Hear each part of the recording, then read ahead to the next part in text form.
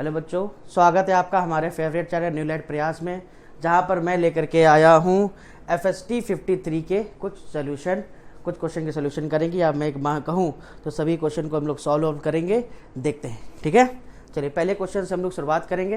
पहला क्वेश्चन देखेंगे क्या है, बड़ा शानदार क्वेश्चन है, एरर का क्वेश्चन है। ठीक है, आपने किस हिसाब से इसे अटेम्प्ट किया हुआ आपको देखना पड़ेगा। The error in the measuring the mass and the radius of a solid sphere R, यहाँ पर मास और रेडियस में मास और रेडियस में परसेंटेज एरर आपको दी गई है। मास की जो परसेंटेज एरर दी गई है, लिखने का तरीका कुछ इस तरीके से होगा। कितनी दी गई है, 1% दी गई है। ठीक है, उसके बाद रेडियस की परसेंटेज एरर आपको दी गई है, delta R upon R into 100, वो दिया गया है 0.5% दिया गया है। ठीक है, respectively the error in the calculation of moment of inertia of the solid sphere will be about क्या होगा। सबसे पहले आपको मोमेंट ऑफ इनर्शिया का फॉर्मूला पता होना चाहिए भैया। I बराबर 2/5 mr² होता है, सॉलिड स्फीयर के लिए होता है। ठीक है, अब मोमेंट ऑफ इनर्शिया का हमें यहाँ पर परसेंटेज एरर देखनी है, तो ऐसे क्वेश्चनों के लिए आपको बच्चा यहाँ पर सबसे पहले परसेंटेज एरर की इक्वेशन लिखनी आनी चाहिए, तभी आप इस क्वेश्चन को सॉल्व कर सकते हैं। इसके अगर हम रिलेटिव एरर की इक्वेशन लिखते हैं तो कैसे लिखेंगे बोले बेटा, delta I upon I is equal to, constant value से कोई मतलब नहीं होता, delta M upon M plus 2 delta R upon R. ये इसके रिलेटिव एरर की इक्वेशन हो गई है। क्वेश्चन में परसेंटेज एरर पूछा गया तो इसका मतलब हमें सब कुछ 100 से मल्टीप्लाई करना पड़ेगा। तुमने यहाँ पर 100 और यहाँ पर 100 से मल्टीप्लाई कर दिया है। देखिए ये वैल्यू क्वेश्चन में आपको 1% दी गई है।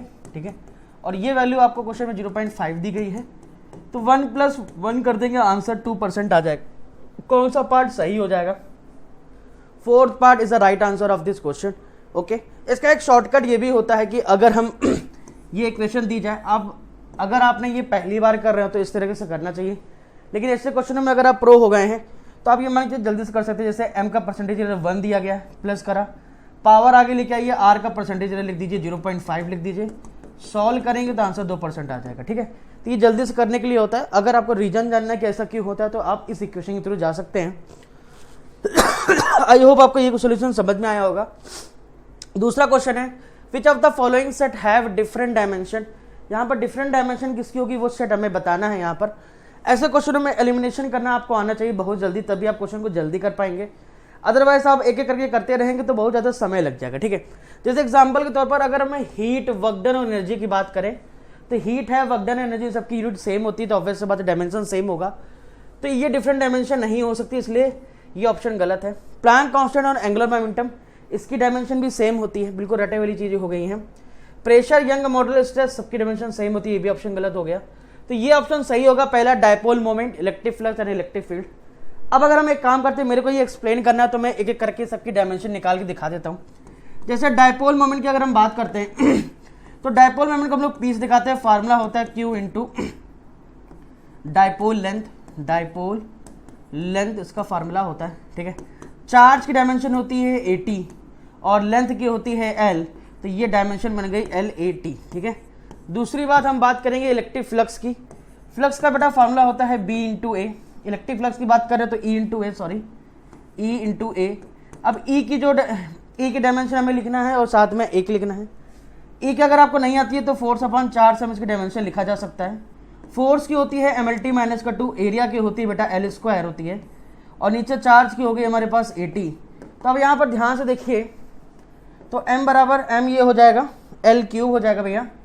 ठीक है, ये ऊपर जाएगा तो t की पावर -3 हो जाएगा, a की पावर -1 हो जाएगा। तो मुझे लगता है कि यही मैच नहीं कर रहा है, मतलब डायपोल मोमेंट और फ्लक्स इन दोनों की ही मैच नहीं करे, तो तीसरा करने की जरूरत है ही नहीं। फिर भी अगर आपको इलेक्ट्रिक फील्ड की करनी है तो फील्ड की होती है फोर्स अपॉन 4 से कर सकते हैं। फोर्स की होती है MLT माइनस का 2, चार्ज की होती है बेटा 80, तो ये हो जाएगा MLT माइनस 3, A माइनस का 1 हो जाएगा। ठीक है, तो इसका मतलब देखिए ध्यान से, डायपोल हो, फ्लक्स है और इसी, इन तीनों की डायमेंशन मैच नहीं कर रही है, डिफरेंट डायमेंशन है, इसलिए पहला पार्ट इसका सही हो जाएगा। बाकी एलिमिनेशन मेथड से आप जल्दी कर सकते हैं, तो कोई खास बात नहीं है। अगला क्वेश्चन देखेंगे। अगला क्वेश्चन हमारा जो है मोशन इन 1D से आता है। A particle is situated at x = 3 metre, मतलब इनिशियल में पार्टिकल जो है वो 3 मीटर पे, मतलब t बराबर 0, इनिशियल पर जो पार्टिकल है वो 3 मीटर पर दिया गया है। It start moving from rest, मतलब t बराबर 0 पर इसकी जो वेलोसिटी इनिशियल वेलोसिटी जो है वो 0 है, क्योंकि शुरुआत में कह रहा 0 है, और कांस्टेंट एक्सेलरेशन है। एक्सेलरेशन आपको 4 दिया गया है। The position of the particle at t is equal to 3 second पर क्या होगा भैया? सबसे पहले एक फार्मूला पढ़ा होगा आप लोगों ने, s बराबर ut plus half at square, ठीक है। इस फार्मूले में खास बात ये होती है, ये जो s होता है वो बेटा डिस्प्लेसमेंट होता है। क्या होता है? डिस्प्लेसमेंट होता है। That means final position minus initial position होता है, ठीक है। ये आपको ध्यान रखना होगा, अदरवाइज आपका क्वेश्चन गलत हो जाएगा। इनिशियल वेलोसिटी हो गया, टाइम हो गया, प्लस हाफ at स्क्वायर हो गया। क्वेश्चन में आपको t बराबर 3 सेकंड पर पोजीशन पूछी गई है, फाइनल पूछा गया, जबकि t बराबर 0 पर पोजीशन इसकी 3 थी। इनिशियल वेलोसिटी यहाँ पर 0 है तो ये 0 हो जाएगा। हाफ इंटू a एक्सेलरेशन जो है ये 4 दिया गया है, और अगर मैं टाइम की बात करूँ तो 3 है, तो 3 का स्क्वायर हो जाएगा भैया। तो x final minus 3 is equal to क्या हो जाएगा? देखिए ध्यान से, तो 2 3 तक 9 18 हो जाएगा, और x फाइनल की जो वैल्यू हो जाएगा वो 18 प्लस 3 के साथ 21 मीटर हो जाएगी। तो कौन सा पार्ट एकदम सही है प्लस में? x बराबर 21 metre is the right answer of this question. बहुत से बच्चों का आंसर 18 मीटर भी आया होगा, क्योंकि उन्होंने ध्यान नहीं दिया होगा कि t बराबर 0 पर पोजीशन 3 मीटर है, उन्होंने इसका यूज नहीं किया होगा और उनके आंसर गलत हो गए होंगे। बट थोड़ा सा ध्यान रखिएगा, ऐसे क्वेश्चनों में आपको जरूर देखना चाहिए कि इनिशियल पर बॉडी कहाँ पर है, अदरवाइज आपका आंसर गलत होगा, क्योंकि इस फॉर्मूले में जो s होता है वो डिस्प्लेसमेंट होता है, ना कि डिस्टेंस होता है या पोजीशन होती है। ओके, क्वेश्चन नंबर 4 की तरफ बढ़ेंगे। Which of the following statement is correct? भैया देखेंगे जरा इस चीज को। सबसे पहले लिखा हुआ है displacing a vector parallel to itself leave the vector unchange, ठीक है। देखिए इसका कहने का मतलब ये, जैसे मान लीजिए हमने ये वेक्टर बनाया और इस वेक्टर को डिस्प्लेस करके आगे करके लेकर के आए, तो ऐसा करने पर अगर मैं बात करूं तो ये वेक्टर चेंज बिल्कुल नहीं होता, क्योंकि वेक्टर जो डिपेंड करता है मैग्नीट्यूड और डायरेक्शन पर डिपेंड करता है, और अगर आप पैरेलली डिस्प्लेस कर रहे हैं तो उसके मैग्नीट्यूड और डायरेक्शन में कोई फर्क नहीं पड़ेगा, इसलिए वो वेक्टर जो है वो अनचेंज रहता है। ये बात आपको ध्यान होनी चाहिए। तो displacing a vector parallel to itself leave the vector unchange बिल्कुल सही लिखा हुआ है, तो पहला ऑप्शन सही हो जाएगा। बट बाकी ऑप्शन हमें देखने चाहिए, जैसे 3 equal vector can not add up to 0, तो गलत बात है। 3 वेक्टर मिलकर के 0 हो सकते हैं, जैसे आपने ये रूल पढ़ा होगा कि मान लीजिए तीनों वेक्टर को इस तरह से ऐड अप अगर हम कर देते हैं तो मिल करके ये 0 हो जाते हैं, तो ये गलत लिखा हुआ है। मॉड में a plus B is not equal to a minus B अगर है तो दे आर परपेंडिकुलर, गलत जवाब है। ये तो आपने अपने बैच में या जहाँ भी आप पढ़ते हैं ये बिल्कुल बेसिक होता है, आपको सिखाया जाता है कि अगर ये दोनों बराबर हैं तो फिर vector a perpendicular to vector b होता है। एकदम कॉमन सी बात है। यहाँ पर कह रहा है कि बराबर नहीं है और परपेंडिकुलर है, तो गलत बात हो जाएगी। मतलब अगर ये बराबर नहीं है तो फिर परपेंडिकुलर नहीं हो सकते, ठीक है। तो इसका मतलब ये ऑप्शन गलत है, ये ऑप्शन गलत है, तो ये तो है ही गलत। तो पहला ऑप्शन जो है एकदम सही हो जाएगा, कोई खास बात नहीं है, क्योंकि क्वेश्चन में करेक्ट चीज पूछी गई थी। अगले क्वेश्चन की तरफ बढ़ते हैं। बहुत ही आसान सा क्वेश्चन है। A block A of weight, इसका जो वेट है मतलब mg की जो वैल्यू है वेट इसका जो है, ठीक है, ए का, वो आपको दिया गया है, आई थिंक 50 न्यूटन दिया गया। कितना दिया है बोले बड़े? 50 न्यूटन दिया गया है। एंगल 30 डिग्री स्लोप के साथ the figure. A flexible rod attach to a passes over a frictionless pulley and is connected to a block B। यहाँ से पास होके ब्लॉक बी में कनेक्ट हो गया है, ठीक है। Block B of weight W, कह रहा है इस ब्लॉक बी का जो वेट है वो W है। Okay, find the weight of W for which the system in equilibrium. हमें इस W की वैल्यू पता करनी जब ये सिस्टम इक्विलिब्रियम में। बड़ा ही आसान सी बात होती भैया। अगर मैं इसका फ्री बॉडी डायग्राम बनाता हूँ तो यहाँ पर W का साइन 30 ये इधर बनेगा, इधर टेंशन T बनेगा, ठीक है। तो ये भी टेंशन क्या हो जाएगा? T बनेगा। तो ऑब्वियस सी बात है कि T की वैल्यू अगर इक्विलिब्रियम है तो T बराबर W, तो ये W के बराबर हो गया। तो ऑब्वियस सी बात है कि weight of W A sine theta की जो वैल्यू है वो वेट W के बराबर होनी चाहिए और आपका आंसर आ जाएगा। ये क्वेश्चन में 50 दिया गया है, ये एंगल साइन 30 है।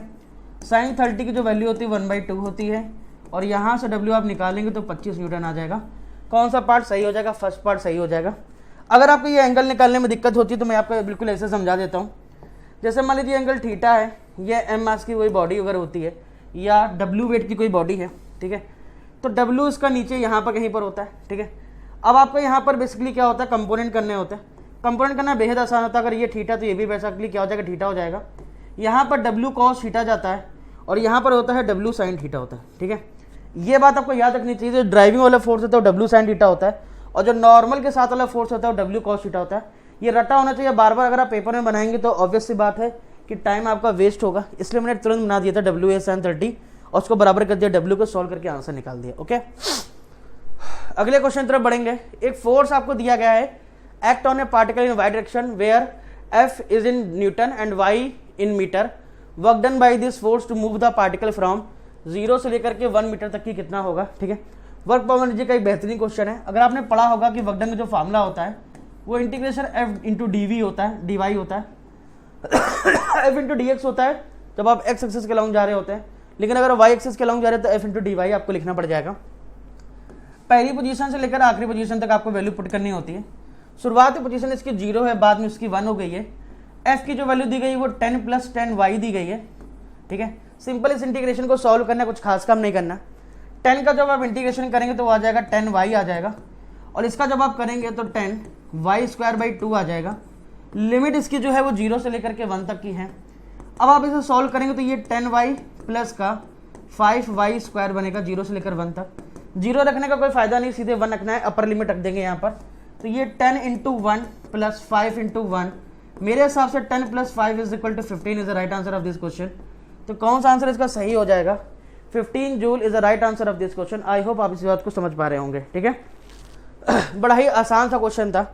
अब हम लोग अगले क्वेश्चन की तरफ मूव करेंगे। देखिए भैया, क्वेश्चन नंबर 7 देखेंगे। A disc of moment of inertia, यहाँ पर जो दे है एक डिस्क है, मान लीजिए डिस्क है, इसकी moment of inertia I 0.4 kg/m² दिया गया है। रेडियस दी गई है इस डिस्क की 0.2 मीटर। ठीक है, is free to rotate about the central axis, मान लीजिए सेंट्रल एक्सिस है और इसी के अबाउट ये भाई सब जो है रोटेट हो सकता है।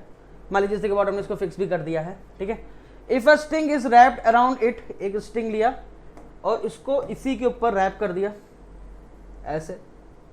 ठीक है, ठीक है, and it pull with a force. अब इसको यहां से F बराबर 10 न्यूटन से जो है वो खींच दिया हमने, रेडियस ये R हो गया हमारे पास।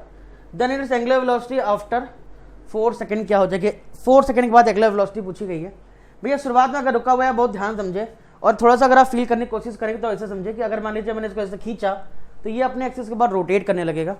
इसके रोटेशन का रीजन ये है कि F जो है इस एक्सिस के परपेंडिकुलर यहाँ पर लग रहा है, तो टॉर्क बड़े अच्छी तरीके से लग जाएगा। तो टॉर्क का फॉर्मूला होता है F × R। यहाँ से सबसे पहले आपको टॉर्क निकालना चाहिए। टॉर्क आ जाएगा 10 × R की वैल्यू यहाँ पर 0.2 है, तो मुझे ऐसा लगता है कि टॉर्क की वैल्यू यहाँ पर 2 आ जाएगी। एकदम clear.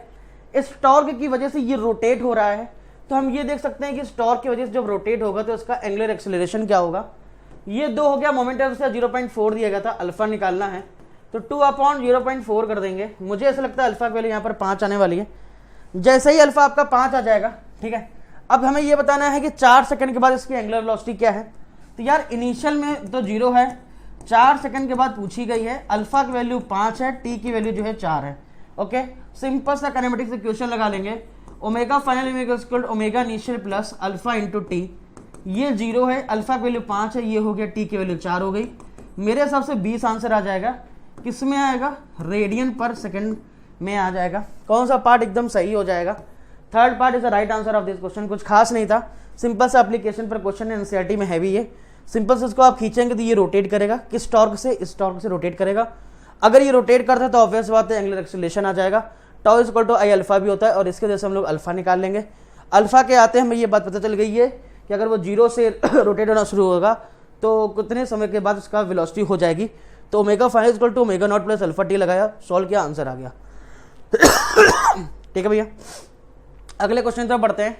The height at which the weight of the body becomes, हमें वो हाइट बतानी है कि जो बॉडी का वेट है वो becomes 1/16 of its weight on the surface of the अर्थ हो जाएगा। तो मैं यहाँ बात करता हूँ, आप किसी हाइट पर वेट की बात कर रहे हैं और सरफेस, अर्थ की सरफेस के वेट के 16 के बराबर है, ऐसा क्वेश्चन में बोला गया है। ठीक है, वेट अगर इसकी बात करते हैं तो मास तो वही रहेगा, लेकिन जी एच हाइट वाला लेना पड़ जाएगा, और इस केस में मास वही रहेगा, जी ये वाला लेना पड़ेगा। इसके हिसाब से एच हाइट पर जो जी होता है वो सरफेस वाले के जी के 1/16 है। ये इन्फॉर्मेशन आपको दी गई है। और अब हमसे ये क्वेश्चन में ये पूछा गया है, सिंपल सा हमें बात बतानी है कि वो हाइट क्या होगी जिस पर ये होगा। सिंपल सी बात यह है कि हम यहाँ पर जी को थोड़ा सा जी एच और सरफेस के बीच में एक रिलेशन पता कर ले तो काम बन जाएगा। ये क्वेश्चन में दिया गया था, हमने इसको बना लिया है। अब इस चीज़ को जरा देखेंगे ध्यान से। हमने जी सरफेस की जब बात करते हैं, कहाँ की बात करते हैं, सरफेस पे, तो जी के बराबर होता है। वैल्यू क्या होती है, जी एम अपॉन आर का स्क्वायर होता है, जहाँ पर R radius of the earth होता है। ठीक है भैया। अब हम एच हाइट पर जब हम बात करते हैं तो यही फार्मूला जो है G M upon R plus H का होल स्क्वायर हो जाएगा भैया, आर प्लस एच का होल स्क्वायर हो जाएगा। तो ये जो जी एच आपका आ रहा है, यहाँ से अगर मैं आर कॉमन ले लेता हूँ तो ऑब्वियस सी बात है G M upon R square इधर हो जाएगा, 1 प्लस एच बाई आर का होल स्क्वायर बन जाएगा। तो ये जो जी एच होता है वो जी सरफेस वाले divide by 1 plus H by R square के बराबर होता है। ये जो फार्मूला होता है ये आपको एकदम रिमेंबर होना चाहिए। अगर आपको ये फार्मूला याद है तो आपको टाइम नहीं लगेगा। मेरे को करके दिखाना था इसलिए मैंने इसको करके दिखाया है। ये बहुत लंबा मेथड नहीं, ये आपको एकदम रटा होना चाहिए। ठीक है। अब देखिए यहाँ पर जो हमें इन्फॉर्मेशन क्वेश्चन में दी गई है, अब हम इसका यूज यहाँ पर कर लें। ठीक है। तो जी एच की जगह हम लोग क्या लिख सकते हैं, जी सरफेस वाला divide by 1 plus H by R square, H by R का होल स्क्वायर। भैया थोड़ा सा ठीक कर लेते हैं, एच बाई आर का होल स्क्वायर इंटू ये हमारा क्या है, जी सरफेस डिवाइड बाई 16 हो जाएगा। जी सरफेस से जी सरफेस कैंसिल होगा, ये दोनों अगर हम बराबर करते हैं तो 1 प्लस एच बाई आर का whole square is equal to 16 होगा। ये हटेगा तो 1 प्लस एच बाई आर की वैल्यू 4 हो जाएगी।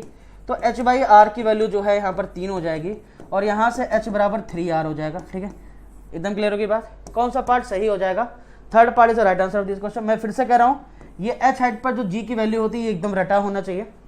एच हाइट पर जी की जो वैल्यू होती है सरफेस के फॉर्म में एकदम रटा होना चाहिए। आपको वहां पर ये ड्राइव करने की जरूरत बिल्कुल भी नहीं है। अगर आप उसे वहां पर ड्राइव कर रहे हैं तो आप अपना टाइम खुद बर्बाद कर रहे हैं। ठीक है, मेरे को ये करके दिखाना था इसलिए मैंने आपको बता दिया है। सिंपल से इन्फॉर्मेशन का हमने यूज किया, वैल्यू पुट करा, सोल्व करा और आंसर निकाल दिया। कुछ भी खास बात यहाँ पर नहीं है। ठीक है, अब हम लोग अगले क्वेश्चन की तरफ बढ़ेंगे। क्वेश्चन नंबर 9 देखेंगे। A point masses oscillate along the x axis. एक पॉइंट मास है जो कि ऑसिलेट हो रहा है x not cos omega T minus का पाई बाई 4 से ऑसिलेट हो रहा है। कह रहा अगर इसका एक्सेलरेशन क्वेश्चन में जो दिया गया है वो ये दिया गया है, देन हमें ए और ये जो फेस आया है इसके बारे में बताना है। कोई बात नहीं, सबसे पहले काम करते हैं, इसकी मदद से हम लोग एक्सेलरेशन निकालने की कोशिश करते हैं। सबसे पहले हमें वेलोसिटी निकालना पड़ेगा, that is D x by D T होता है। एक बार डिफ्रेंशिएट करना है, सिर्फ खास काम नहीं करना है। तो एक्स नॉट ये हो गया, कॉस का क्या होता है, माइनस का साइन होता है, तो माइनस आ जाएगा, साथ में ओमेगा भी बाहर आएगा, तो साइन ओमेगा टी माइनस का पाई बाई 4 हो जाएगा। कुछ खास नहीं किया हमने। कॉस का क्या होता है, साइन ओमेगा टी माइनस का पाई बाई 4 वही रखेंगे। अंदर एक बार और डिफ्रेंशिएट करते हैं इसलिए ओमेगा बाहर आ जाएगा और माइनस में ये टर्म्स रहेगा। अब अगर आपको एक्सेलरेशन चाहिए तो उसके लिए आपको एक बार और डिफ्रेंशिएट करना पड़ेगा। एक बार और करेंगे तो साइन का होता है बेटा कॉस हो जाता है, प्लस में ही रहता है, तो कॉस हो जाएगा, कॉस ओमेगा टी माइनस का पाई बाई 4 हो जाएगा। बट यहाँ पर अगर देखें तो ओमेगा फिर से बाहर आएगा, तो ओमेगा पहले से था एक, तो ओमेगा ये हो जाएगा। ठीक है, आई होप आपको ये बात समझ में आई होगी। अब यहाँ पर देखिए वैल्यू यहाँ पर प्लस में, तो प्लस में बनाना पड़ेगा। तो प्लस में बनाने के लिए हमारे पास एक काम है, जुगाड़ है। हम जो है ये जो टर्म लिखा हुआ है, देखिएगा ध्यान से, ये जो टर्म्स लिखा है हमारा माइनस के गायब करना है, तो उसके लिए हमने क्या किया, इसमें जो है पाई बाई 4 प्लस का पाई कर दिया। ठीक है, अगर आपको ये बात नहीं पता तो मैं आपको यहाँ पर लिख देता हूँ कि कॉस पाई प्लस थीटा अगर आप करते हैं तो वो माइनस का कॉस थीटा के बराबर होता है। ठीक है, इसका मतलब जो हमने यहाँ पर लिखा है कॉस पाई प्लस जो भी ये वर्ड लिखा हुआ है ओमेगा टी माइनस का पाई बाई 4, इसको जब आप लिखोगे तो फिर माइनस का कॉस ओमेगा टी माइनस का पाई बाई 4 लिखा जा सकता है। ठीक है, तो मैंने ये जो टर्म्स माइनस में लिखा हुआ था उसको इस फॉर्म में, पाई के फॉर्म में लिख लिया है और इस आइडेंटिटी का यूज किया हुआ जो कि ट्रिग्नोमेट्री की खास होती है। ठीक है, अब a बराबर जो आने वाला है वो x naught omega square cos आ जाएगा और ये हो जाएगा ओमेगा टी। थोड़ा सा इसको सॉल्व करें तो मुझे ऐसा लगता है कि ये 3 पाई बाई 4 हो जाएगा, क्योंकि पाई में से अगर पाई बाई 4 घटाओ तो 3 पाई बाई 4 हो जाता है। ठीक है, अब देखिए जो आपका एक्सेलरेशन आपके पास आया है वो आया है acceleration x naught omega square cos omega T plus 3 pi by 4। अब जो एक्चुअल इक्वेशन क्वेश्चन में दी गई है a is equal to capital A cos omega T plus का 5, तो यहाँ से a बराबर जो होगा वो x नॉट ओमेगा स्क्वायर, और ये जो डेल्टा आया है वो 3 पाई बाई 4 आ जाएगा। तो मुझे ऐसा लगता है कि फोर्थ ऑप्शन एकदम सही हो जाएगा। ठीक है, क्योंकि a और डेल्टा की वैल्यू जो है वो फोर्थ ऑप्शन में मैच हो रही है। इसमें जो टर्निंग पॉइंट है मुझे जैसा जो लगता है वो यही है कि माइनस का cos omega T minus pi by 4 को इस तरीके से लिखा है और जिसके लिए हमने ये आइडेंटिटी यूज़ की है।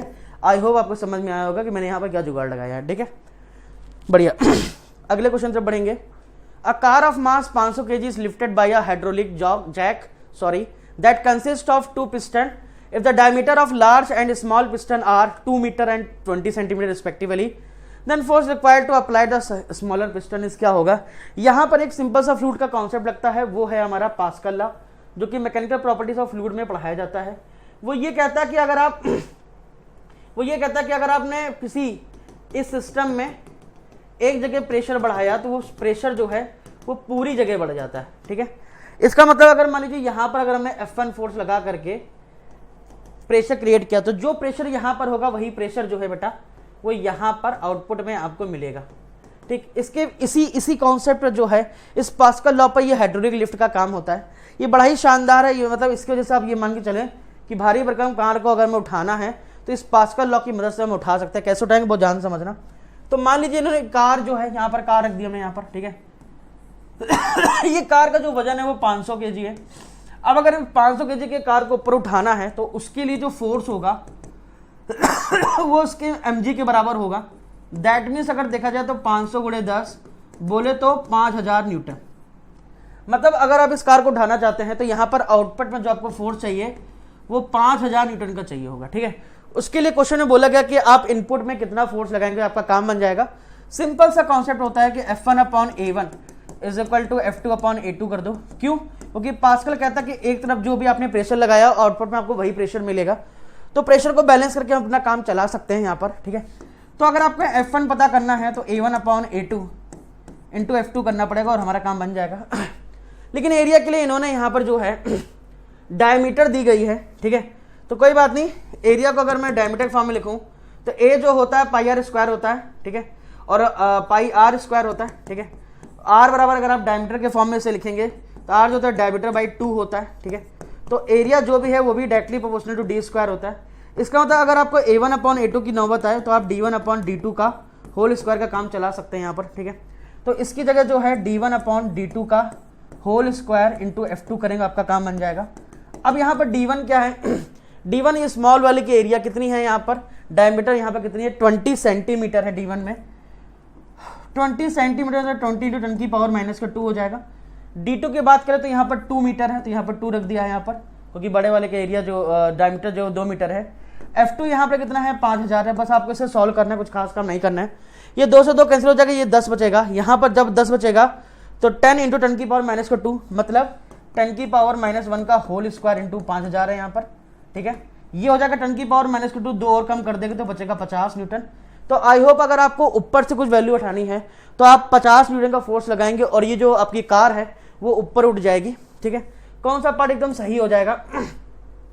Fourth part is the right answer of this question. Fourth part जो है वो एकदम से सही हो जाएगा, इसमें कोई खास बात नहीं है। ठीक है, आई होप आपको बात समझ में आ गई होगी। चलिए अगले क्वेश्चन की तरफ मूव करते हैं। क्वेश्चन नंबर 11 फ्लूइड का एक बहुत ही शानदार क्वेश्चन है जिसमें बर्नौलीज थ्योरम और इक्वेशन ऑफ कंटिन्यूटी का यूज किया गया है। कैसे यूज करेंगे जल्दी से देखेंगे हम लोग। Determine the pressure difference in a water tube for non uniform cross sectional area as shown in the figure. हमें यहाँ पर क्वेश्चन में डेल्टा पी की वैल्यू पूछी गई है। D1 दिया गया है, D2 दिया गया, V1 दिया गया है। सबसे पहले चीज़ ये कि यहाँ पर प्रेशर डिफरेंस पता करने के लिए क्या करना होगा। देखिए इनका लेवल अगर सेम है तो ऑब्वियस बात है, अगर मैं बर्नौलीज थ्योरम लगाता हूँ तो बर्नौलीज थ्योरम के हिसाब से होता क्या, अगर थोड़ा मैं याद कराऊँ तो P plus half rho V square is equal to constant. अब आप कहेंगे कि सर आपने रोजीएच का यूज़ नहीं किया। भैया लेवल सेम है, यहाँ पर हाइट का कोई जिक्र किया नहीं गया, तो यहाँ पर रोजीएच लगाने का कोई मतलब नहीं है, हम इसी से काम चला लेंगे। तो इसका मतलब P1 plus half rho V1 square is equal to P2 plus half rho V2 square हमें करना पड़ेगा। हमें यहाँ पर डेल्टा P चाहिए, मतलब P2 माइनस का P1 चाहिए। तो P2 माइनस P1 के लिए ये जो बनेगा वो half rho V1 square minus V2 square बनेगा। अब अगर आपको क्वेश्चन में रो के लिए अगर देखा जाए तो यहाँ पर जो है प्रेशर वाटर दिया ही गया है, तो वाटर का तो डेंसिटी तो हमें पता ही 1000 होती है SI यूनिट में। ठीक है, उसके बाद V1 V2 अगर हमें पता चल जाए तो काम बन जाएगा। लेकिन क्वेश्चन में हमें V1 दिया गया है लेकिन V2 का कोई भी बात नहीं की गई है, तो ऑब्वियस सी बात है यार, सबसे पहले हम लोगों को यहाँ पर V2 निकालना पड़ेगा तभी हमारा काम बन पाएगा। तो चलिए फिर V2 निकालते हैं, ठीक है। तो V2 कैसे निकालें? अब V2 निकालने के लिए हम लोग जो है यहाँ पर इक्वेशन ऑफ कॉन्टिन्यूटी का यूज करेंगे, that is A1V1 is equal to A2V2 A2V2, और अगर डायमीटर के टर्म में लिखेंगे तो D1 square V1 is equal to D2 square V2। Obvious सी बात है, पाई अभी थोड़ी देर पहले बताया था कि एरिया जो होती है डायरेक्टली प्रोपोर्शनल D स्क्वायर होती है, तो पाई से कोई लेना देना नहीं, वो कट जाएगा, सिर्फ यही बचेगा, ठीक है। तो यहाँ पर अगर हमें V2 निकालना है तो क्या करेंगे, D1 अपॉन D2 का होल स्क्वायर करना पड़ेगा, इंटू V1 कर देंगे। तो D1 आपको क्वेश्चन में जो दिया गया वो 5 दिया गया, और D2 जो दिया गया वो 2 दिया गया है, उसका स्क्वायर V1 की वैल्यू जो दी गई वो 4 दी गई है। तो मुझे ऐसा लगता है कि ये 25 हो जाएगा सॉल्व करने पर। V2 की वैल्यू 25 आ रही है, ठीक है, V2 की वैल्यू क्या आ रही है, 25 आ रही है। अब यहाँ पर यार V1 काम है, क्योंकि 4 V2 ज़्यादा है, तो ऑब्वियस सी बात है ये इक्वेशन ऐसी बननी चाहिए, क्योंकि बड़े में से छोटे को घटाया जाता है, ना कि छोटे को बड़े में से। तो यहाँ से डेल्टा P जो है निकालना पड़ेगा, ये इक्वेशन गलत हो जाएगी, क्योंकि P1 P2 करना पड़ेगा, क्योंकि V2 बड़ा है V1 से, इसलिए ऐसा हमने किया, ठीक है। तो ये इक्वेशन बनेगी, तो ये डेल्टा P होगा आपका। हाफ रो की जो वैल्यू होती है वो 1000 होती है, रख दिया। V2 कितना है, 25 का होल स्क्वायर, और ये कितना है, 4 का होल स्क्वायर है। अब आपको इसे सॉल्व करना पड़ेगा। पहले ऊपर वाले को अगर हम सॉल्व कर दें तो ये 500 हो जाएगा, अंदर वाले की बात करते हैं ये 625 है, माइनस का क्या करेंगे 16 हो जाएगा, ठीक है। 25 में से 16 घटाना पड़ जाएगा, ठीक। तो 500 मल्टीप्लाई बाई, यहाँ अगर घटाते हैं तो 4 9 9 से 15, ठीक है, 609 हो जाएगा। अब आपको इसे सॉल्व करना है, तो 1 2 0 ये 5 करें 9 पन्ना 45 हो जाएगा, 6 पंजे 30 हो जाएगा, इतना पास्कल होगा। 304500 304500 इसमें है, तो इसलिए second part is the right answer of this question. I hope समझ में आया होगा। इसमें 2 कॉन्सेप्ट लगे हैं, एक इक्वेशन ऑफ क्वांटिटी जो कि आप देख रहे हैं, दूसरा बर्नौली थ्योरम लगी हुई है, और इस हिसाब से इस क्वेश्चन को सॉल्व किया गया है। अच्छा क्वेश्चन है, दिमाग में आके तभी आप कर पाएंगे, या इस तरह क्वेश्चन आपने किए हो। अगले क्वेश्चन तरफ बढ़ते हैं। An aluminium plate of 100 centimetre, अच्छा एक प्लेट है, उसकी लेंथ 100 सेंटीमीटर है, और ब्रिज जो है वो 20 सेंटीमीटर है, एट 273 केल्विन, मतलब 0 डिग्री सेल्सियस पर है। The area is increase by 2 centimetre square, ठीक है। अच्छा, और एट 100 डिग्री सेंटीग्रेड, मतलब 0 से 100 कर देगा, तो टेम्परेचर चेंज जो है, अगर मैं टेम्परेचर चेंज की बात करता हूँ डेल्टा थीटा की, तो वो 100 ही होगा। आप इससे घबराएं नहीं, ये 273 0 डिग्री सेल्सियस है, चेंज हो सकता है, तो चेंज आपका जो 100 का ही है। क्वेश्चन में आपसे लीनियर एक्सपेंशन पूछा गया है। लीनियर एक्सपेंशन होता है आपका अल्फा, अल्फा की वैल्यू जो है वो क्वेश्चन में पूछी गई है। अब मेरी बात समझिए, यहाँ पर सबसे पहले एरिया में चेंज हो रहा है, तो अगर आपको याद होगा थोड़ा सा कॉन्सेप्ट कि जो एरिया में चेंज हो रहा होता है वो डायरेक्टली प्रोपोर्शनल टू होता है area into change in temperature के। और जब हम प्रोपोर्शनलिटी साइन हटाते हैं तो एक कॉन्सेप्ट बीटा यहाँ पर आता है, ठीक है। क्या आता है बोले बेटे, बीटा आता है। बीटा क्या होता है, एरियल एक्सपेंशन होता है, या कोफिशिएंट ऑफ एरियल एक्सपेंशन होता है। तो बीटा की जो भी वैल्यू आएगी वो delta A upon A into delta theta आएगी। अब आप हमसे कहेंगे सर हमें तो क्वेश्चन में अल्फा दिया गया, बीटा क्यों निकाल लें? भैया जब तक आप बीटा नहीं निकालेंगे तब तक का काम नहीं बनेगा, क्योंकि अल्फा का बीटा के बीच में जो रिलेशन होता है वो बीटा बाई 2 होता है। तो अगर बीटा निकालेंगे तो अल्फा हमारा आराम से आ जाएगा। अब डेल्टा ए क्या है, डेल्टा ए जो है वो ये देखिए ध्यान से कितना इंक्रीज हुआ, 2 सेंटीमीटर स्क्वायर, मतलब 2 इंटू 10 की पावर -4।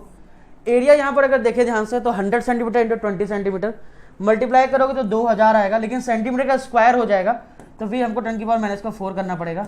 और टेम्परेचर में जो चेंज है वो 100 है। अब आपको इसे बस सॉल्व करना है, कुछ खास काम नहीं करना है। तो 10 की पावर -4 से 10 की पावर -4 कैंसिल हो गया।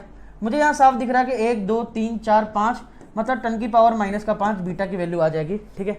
बट हमसे क्वेश्चन में अल्फा पूछा गया है, इसलिए अल्फा पता करने के लिए बीटा रखना पड़ेगा।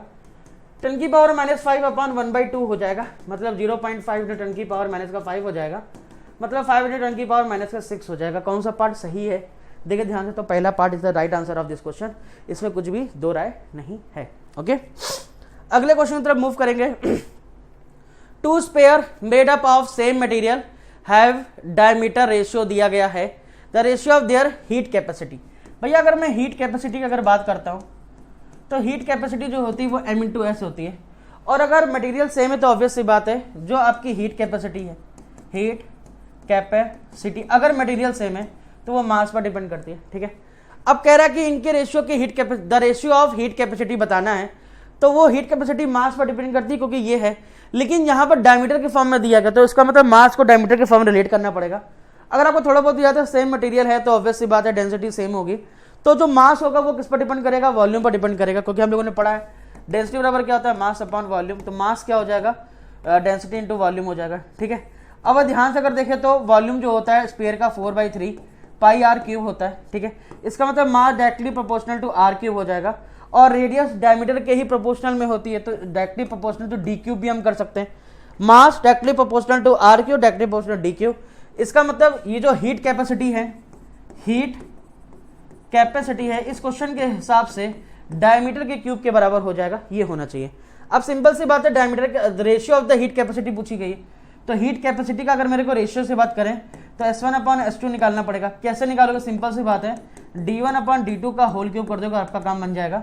यहाँ पर डायमीटर का जो रेशियो दिया गया वो 2:3 दिया गया है, तो ऑब्वियस सी बात है 2 2 4 8 हो जाएगा, और ये 3 होते 27 हो जाएगा। तो I think 8/27 is the right answer of this question. कौन सा पार्ट सही हो जाएगा भैया? Second part is the right answer of this question. बहुत ही अच्छा क्वेश्चन था, बस थोड़ा सा दिमाग लगाना था। मुझे ऐसा लगता है कि मैं थोड़ा सा इस क्वेश्चन को थोड़ा सा एलिब्रेट कर दिया, बड़ा बना दिया, लेकिन नहीं, क्योंकि मैं समझा रहा था, एक एक स्टेप को मैंने बताया है। बाकी कुछ बच्चे जो रेगुलर ऐसे क्वेश्चन करते रहते हैं वो डायरेक्ट कर देते हैं कि हीट कैपेसिटी डायमीटर की क्यूब होती है। प्रोपोर्शनैलिटी में हम डायरेक्ट करके भी इस क्वेश्चन को सॉल्व कर सकते हैं। चलिए अगले क्वेश्चन से बढ़ेंगे। An ideal gas having molar specific heat capacity at constant volume, that means CV की वैल्यू आपको 3/2R दी गई है। Molar specific heat capacity at constant pressure, CP की वैल्यू जो है क्वेश्चन में पूछी गई है। यार बड़ा ही आसान सा कमाना है, हमें पता CP बराबर क्या होता है, CV + R। बहुत ज़्यादा आसान क्वेश्चन हो गया ये। 3/2R + R कर देंगे, सॉल्व करना, कुछ खास काम नहीं करना। तो ऑब्वियस बात है 5R/2 आ जाएगा CP की वैल्यू। कौन सी बात सही है? 5/2R सही, एकदम सही आंसर बन जाएगा। आई होप आपको ये बात समझ में आ गई होगी, ठीक है। कुछ खास नहीं था, सिंपल सा फार्मूला, इसे मेयर्स फार्मूला बोलते हैं, शायद आपको याद होगा, मेयर्स फार्मूला बोलते हैं, ठीक है। तो ये थोड़ा बहुत याद होना चाहिए, कभी कभी पूछ लेता है। अगले क्वेश्चन की तरफ बढ़ेंगे हम लोग। In YDSE on introduction of glass slab in front of both of the slit fringe pattern definitely shift लिखा हुआ है। ये थोड़ा सा मुझे अजीब लग रहा है। उसका रीजन ये है कि अगर मान लीजिए हमने दोनों साइड अगर स्लिट लगा दी है, भैया थोड़ा सा ध्यान देखिएगा मैं क्या कहना चाहता हूँ। अगर आपने दोनों साइड स्लिट लगा दी है तो होता क्या है, हम लोगों को ऐसा लगता है कि जो फ्रिंज का जो पैटर्न है वो आई थिंक थोड़ा सा गड़बड़ बन गया है, मैं ठीक कर देता हूँ। जैसे मान लीजिए यहाँ पर वाइडियसी में आगे हमने स्लैब लगा दिया, दोनों स्लैब लगाए हुए हैं, ठीक है। ये मान लीजिए μ1 है, ये μ2 है, थिकनेस इसकी T1 है, इसकी थिकनेस T2 है, ठीक है। और मान लीजिए ये यहाँ पर आगे कहीं मिल रहे हैं जो कि इससे दूर है, ठीक है। तो ऑब्वियस सी बात है ये थोड़ा सा शिफ्ट हो जाता है, बट एक प्रॉब्लम है। अगर हम ये कहें, क्योंकि अगर दोनों साइड होता है तो होता क्या है कि जो बड़ा होता है उसकी तरफ शिफ्ट होने लगता है। एक कंडीशन होती है, आपको पता होनी चाहिए कि अगर μ1 माइनस का 1 इंटू T1 की जो वैल्यू है μ1 माइनस का 2 इंटू T के अगर बराबर हो गई इफ, तो जो सेंट्रल मैक्सिमा है वो शिफ्ट नहीं होता है, तो नो सेंट्रल मैक्सिमा शिफ्ट। अच्छा ज़्यादा अगर मैंने लिख दिया है तो central maxima, no central maxima shift नहीं होगा अगर ये कंडीशन आती है। तो जो यहाँ पर लिखा है ना डेफिनेटली शिफ्ट, ऑब्वियस सी बात है गलत लिखा हुआ है। उसका रीजन ये है कि ये शिफ्ट नहीं होगी अगर ये कंडीशन बनती, तो हर केस में ऐसा जरूरी नहीं है।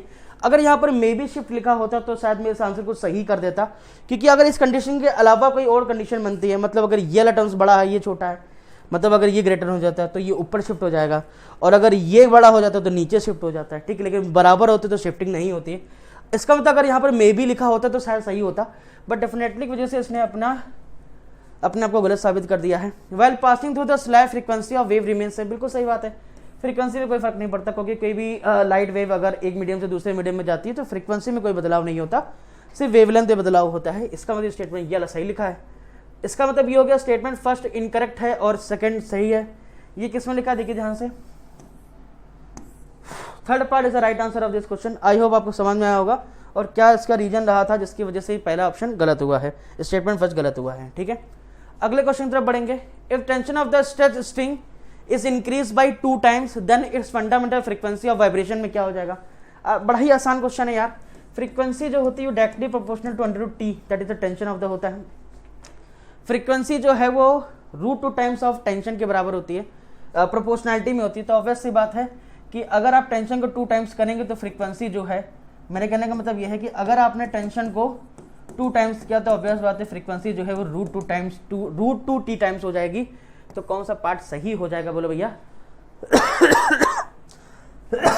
तो अगर ये किया तो फ्रीक्वेंसी जो है √2 टाइम्स ऑफ एफ हो जाएगी, ठीक है। तो कितने टाइम्स हो जाएगी? इतने टाइम्स। तो second part is the right answer of this question. अगले क्वेश्चन की तरफ बढ़ेंगे हम लोग भैया। कोलिजन का एक बहुत ही अच्छा क्वेश्चन है। कुछ बच्चे तो इस केस पर्टिकुलर केस को याद कर लेते हैं, बट ये केस कैसे आता है इसके बारे में हम समझ लेते हैं एक बार। Body of mass capital M is much heavier than the other body of mass small M. मतलब मान लीजिए एक बॉडी है कैपिटल एम, जो कि बड़ी बॉडी है, जो कि जो है बड़ी बॉडी है, ठीक है, ओके।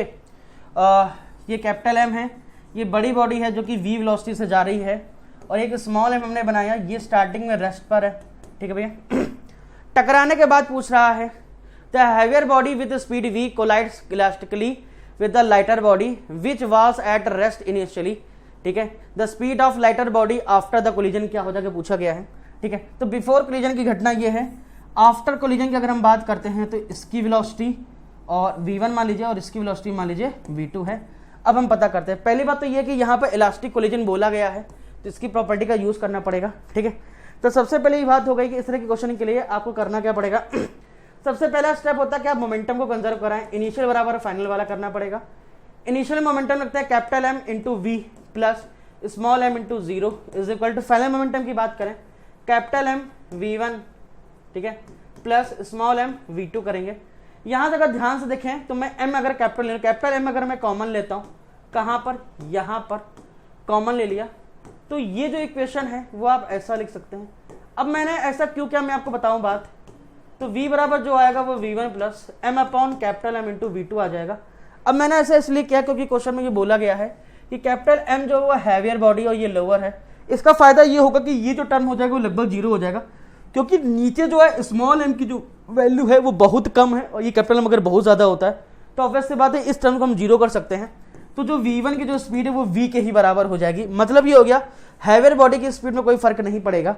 अब हमें देखना है कि हमसे क्वेश्चन में लाइटर बॉडी की बात की गई है, तो सिंपल सा एक इक्वेशन हमें दूसरी बनानी पड़ती है वेलोसिटी के लिए। देखिए दूसरी वेलोसिटी इक्वेशन कैसे बनाते हैं, ये इसकी इक्वेशन वेलोसिटी माइनस ये is equal to v2 minus v1 कर देंगे, ठीक है। अब v1 की वैल्यू हमसे क्वेश्चन में जो है अभी हमने निकाला है v1, वो v निकाला हुआ है, तो v2 जो भी आएगा वो v प्लस v के हिसाब से 2v आ जाएगा, ठीक है। तो v2 जो आएगा लाइटर बॉडी की जो वेलोसिटी होगी वो 2v हो जाएगी। फर्स्ट पार्ट सही हो जाएगा। कुछ बच्चों को लग रहा होगा ये कैसे इक्वेशन निकाला है, तो साहब आपको याद होगा वेलोसिटी ऑफ अप्रोच और वेलोसिटी ऑफ सेपरेशन का बराबर कर दिया, कुछ खास काम नहीं किया। उसको याद करने का तरीका मैंने जो अपने तरीके से याद किया है, जब ये बिफोर का केस होता है और ये आफ्टर का केस होता है तो मैं ऐसे याद करता हूँ, इसकी वेलोसिटी माइनस इसकी वेलोसिटी, फिर इधर गया इसकी वेलोसिटी माइनस इसकी वेलोसिटी, ऐसे याद कर लो, ठीक है। तो वहाँ पर आप ये फंडा लगा सकते हैं velocity of approach is equal to velocity of separation. अगर भूल जाते हो तो फिर ये फंडा अपना लो, काम खत्म, रामबाड़ इलाज है, आंसर आ जाएगा। तो कौन सा पार्ट इसका सही होगा? First part is the right answer of this question. 18 की तरफ बढ़ते हैं। u is equal to 3x square minus का 2x दिया गया और फोर्स के बारे में चर्चा की गई। मैं आपको बता देना चाहता हूँ फोर्स जो होता है वो पोटेंशियल एनर्जी के साथ रिलेट करा सकते हैं माइनस का ड्यू बाई डी एक्स के हिसाब से। मतलब एक बार डिफ्रेंशिएट कर दे अगर हम लोग और माइनस से मल्टीप्लाई करते तो फोर्स मिल जाएगा। चलिए एक बार डिफ्रेंशिएट करते हैं। एक बार अगर डिफ्रेंशिएट करेंगे तो ये 6x माइनस का 2 हो जाएगा, सिंपल है, 2 आगे आ जाएगा, 6x माइनस का 2 हो जाएगा। वैल्यू को यहाँ पर पुट कर देते हो, हमारा काम बन जाएगा, ठीक है। माइनस रखा है यहाँ पर, 6x माइनस का 2 हो जाएगा, तो जो भी फोर्स आएगा वो कुछ ये बन जाएगा, ये फोर्स बनेगा। अब चूंकि हमने ये एक्स एक्सिस के अलॉन्ग ही किया हुआ है तो ऑब्वियस बात है फोर्स की जो भी डायरेक्शन है वो एक्स एक्सिस के अलॉन्ग होगी, तो इसे हम लोग आई कैप के फॉर्म में लिख सकते हैं। तो कौन सा पार्ट सही हो जाएगा? मुझे पहला पार्ट एकदम सही लग रहा है, कोई खास बात नहीं है।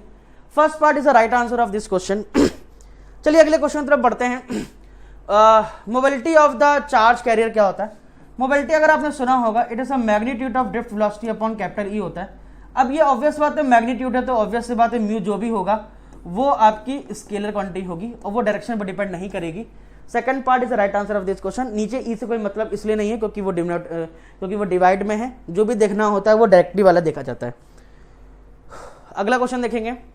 When a test charge is brought from infinite along the perpendicular bisector of an electric dipole, the work done क्या होगा? पहले तो मैं आपको बता देना चाहता हूँ वर्क डन का एक फार्मूला होता है जो कि पोटेंशियल के टर्म्स में होता है कि अगर मान लीजिए किसी बॉडी ए को बी से लेकर के जा रहे हैं तो ऑब्वियस सी बात है आपको वी माइनस वी करना पड़ेगा और इसका यूज करना पड़ेगा। तो अगर मैं एक डाइपोल बनाया जैसे ये माइनस क्यू है ये प्लस क्यू है, ठीक है, ये इसकी परपेंडिकुलर बाइसेक्टर लाइन हो गई। मान लीजिए वहां पर एक पॉइंट है जो बी है, इस पर जो पोटेंशियल होता है बेटा वो जीरो होता है। आपको पता होना चाहिए कि डायपोल के बाइसेक्टर लाइन पर जो पोटेंशियल होता है बेटा वो जीरो होता है, ठीक है। और आप कर क्या रहे हैं, इनफाइनाइट से इनफाइनाइट पर पोटेंशियल क्या होता है, जीरो होता है। मान लीजिए वो पॉइंट ए हो गया। अब आप यहाँ से चार्ज को यहाँ लेकर के आते हैं, ये भी जीरो है, ये भी जीरो है, तो ऑब्वियस सी बात है जो भी आप वर्क डन करेंगे बेटा वो भी क्या हो जाएगा, जीरो हो जाएगा। तो कौन सा पार्ट सही होगा, second part is the right answer of this question. I hope आपको समझ में आया होगा क्योंकि बहुत ही ज़्यादा आसान क्वेश्चन था ये। अगले क्वेश्चन तरफ बढ़ते हैं। बैटरी डज वर्क, बैटरी जो वर्क कर रही है वो 200 जूल कर रही है। इन चार्जिंग का capacitor, the energy store in the capacitor क्या होगा। मैं आपको बताना चाहता हूँ एनर्जी स्टोर का जो फॉर्मूला होता है वो हाफ CV स्क्वायर होता है। ये बात अच्छी बात है, ठीक है, हाफ CV स्क्वायर का फॉर्मूला होता है। और अगर दूसरा फॉर्मूला देखें तो हाफ QV भी होता है, Q इंटू वी, वेलोसिटी नहीं भैया, ये वोल्टेज से एक ये भी फॉर्मूला होता है, ठीक है। जब मैं वर्क डन की बात करता हूँ कि बैटरी के पास कितना वर्क डन, बैटरी ने कितना वर्क डन किया, तो वो होता है QV। तो QV की जो वैल्यू है वो क्वेश्चन में 200 दी गई है, तो ऑब्वियस सी बात है तो एनर्जी जो स्टोर होगी वो 100 जूल स्टोर होगी। अब ये बहुत ही अच्छी बात हो गई है, यहाँ से आपको एक बात समझनी चाहिए कि बैटरी जितना भी वर्क करती है किसी भी कैपेसिटर को चार्ज करने में, उसकी आधी ही चार्ज हो पाएगा, बाकी के सभी जो होते हैं वो हीट के फॉर्म में कन्वर्ट हो जाते हैं या निकल जाते हैं। इस वजह से जो भी बैटरी के पास एनर्जी होगी वो पूरी की पूरी नहीं पहुंच पाती है, आधी ही सिर्फ कैपेसिटर को मिलती है, बाकी आधी हीट के फॉर्म में निकल जाती है। ये चीज़ एकदम रटी होनी चाहिए। मेरे को ये कैलकुलेशन करना भी नहीं चाहिए था, बट मैं समझाने के लिए मैंने कर दिया है, लेकिन ये रटा होना चाहिए आपको कि energy store in the capacitor, जो भी एनर्जी स्टोर होती है वो बैटरी के पास जो भी एनर्जी होगी इसकी जस्ट आधी ही स्टोर होती है, पूरी की पूरी स्टोर नहीं होती है, ठीक है। चलिए अगले क्वेश्चन की तरफ बढ़ते हैं हम लोग। Identical piece of germanium and copper है आर्ट टेकन एंड कूल्ड, इसको ठंडा कर रहे हैं, ठीक है। ठंडा करने से रेजिस्टिविटी में क्या फर्क पड़ेगा इसके बारे में एक बार हम समझ लेते हैं। अगर आपने रेजिस्टिविटी का एक फार्मूला जो टाइम डिपेंडेंट है वो जरूर पढ़ा होगा, इस फार्मूले के हिसाब से अगर आप चलेंगे तो आप चीज़ों को जल्दी समझ पाएंगे। एक बात आपको और याद रखनी है कि अल्फा कॉपर मतलब मेटल के लिए अगर हम बात करें वो हमेशा होता है पॉजिटिव और जर्मेनियम मतलब सेमीकंडक्टर के लिए बेटा वो होता है आपका नेगेटिव होता है। क्या होता है आपका, नेगेटिव, ठीक है। तो अगर मैं फॉर कॉपर की बात करता हूं, ठीक है, तो उस केस में तो ये पॉजिटिव है। उस केस में अगर आप टेम्परेचर को बढ़ाओगे तो रेजिस्टिविटी बढ़ेगी, टेम्परेचर को घटाओगे तो रेजिस्टिविटी घटेगी। इसका मतलब कॉपर केस में टेम्परेचर को घटाने से रेजिस्टिविटी जो है वो कम हो जाती है, ठीक है। बट जब बात हम करेंगे किसकी, जर्मेनियम की बात करते हैं, तो उस केस में ये वैल्यू यहां पर नेगेटिव आ जाएगी। क्यों, क्योंकि अल्फा उस केस में नेगेटिव होता है, उल्टा हो जाता है। मतलब टेम्परेचर बढ़ाओगे तो रो कम होगा और टेम्परेचर घटाओगे तो रो बढ़ जाएगा। तो मतलब यहाँ पर अगर टेम्परेचर ठंडा कर रहे हैं तो रो को ठंडा बढ़ा रहे हैं तो रो बढ़ जाना चाहिए। इसका मतलब हमें देखना पड़ेगा कि अगर रेजिस्टिविटी क्या होगी, कॉपर की घटेगी और जर्मेनियम की बढ़ेगी। कौन सा ऑप्शन है, resistivity of copper decrease and the germanium increase. Fourth option is the right answer of this question. अगले क्वेश्चन की तरफ पढ़ते हैं। Two wire A and B of the same material having radius, जो आपको रेडियस का जो रेशियो है वो दिया गया है R1/R2 that is 1:2। Carrying current in the ratio 4:1। Current का जो रेशियो दिया गया क्वेश्चन में वो 4:1 दिया गया है। और ड्रिफ्ट वेलोसिटी मतलब VD1 और VD2 का रेशियो क्वेश्चन में पूछा गया है, ठीक है। अगर हम कहें कि करंट को ड्रिफ्ट वेलोसिटी से कैसे रिलेट करते हैं तो आपने जरूर पढ़ा होगा NEAVD, ये करंट का एक फार्मूला होता है। यहां पर अगर हम बात करें तो एरिया को जो है हम लोग πr² लिख सकते हैं, ये VD हो जाएगा यहाँ पर, ठीक है। अब NE पाई सब कांस्टेंट है, तो जो ड्रिफ्ट वेलोसिटी है वो डायरेक्टली प्रोपोर्शनल होगी I/r² के। क्यों, क्योंकि NE पाई ये सारे के सारे हैं कांस्टेंट, ठीक। अब इसकी बात कर लेते हैं। तो VD1/VD2 अगर आपको निकालना है, इसी का रेशियो अगर आपको निकालना है तो ऑब्वियस सी बात है I1/I2 करना पड़ेगा और R2/R1 का स्क्वायर करना होगा, क्योंकि ये रेसिप्रोकल में है, ठीक है। ये रेशियो क्वेश्चन में आपको 4:1 दिया गया है और R1/R2 1:2 है, तो R2/R2 जो होगा 2:1 हो जाएगा। तो ये 4 × 4 का square, I think 16/1 is the right answer of this question. तो फर्स्ट पार्ट बच्चा जो है वो बिल्कुल सही हो जाएगा, ठीक है। तो मैंने 1 से लेकर 23 तक सारे क्वेश्चन को एक्सप्लेन कर दिया है। इसके आगे के क्वेश्चन पंकज सर एक्सप्लेन करेंगे, ठीक है बेटा। मेरी तरफ से इतना ही, थैंक यू वेरी मच। बच्चों क्वेश्चन 53 कह रहा है कि the ground state energy of hydrogen atom is -13.6 electron volt. Energy needed to ionise hydrogen atom from its second excited state. देखो सेकंड एक्साइटेड स्टेट से निकालना है, तो जो आयनाइजेशन एनर्जी होती है सेकंड एक्साइटेड स्टेट से, उसका एक जनरल फार्मूला क्या होता है बच्चों? जनरल फार्मूला हो जाएगा 13.6 अपॉन n+1 का होल स्क्वायर। आयनाइजेशन के लिए माइनस कर देंगे, आयनाइज स्टेट के लिए क्या हो जाएगा 0, तो 0 माइनस दिस करेंगे, माइनस माइनस यहाँ प्लस हो जाएगा, और n की जगह सेकंड लिख दो तो 2 + 1 3, 3 स्क्वायर 9 हो जाएगा। कितना आ जाएगा? एक बार जाएगा है ना, और 4 9 पन्ना 45 हो जाएगा लगभग, हाँ यही आ जाएगा 1.51 इलेक्ट्रॉन वोल्ट। तो अगर हम लोग सेकंड एक्साइटेड स्टेट से आयनाइजेशन एनर्जी भेजें तो आंसर 1 आ जाएगा। इसका फर्स्ट ऑप्शन बच्चों करेक्ट ऑप्शन हो जाएगा। First option is the right option. चलो नेक्स्ट पे चलते हैं।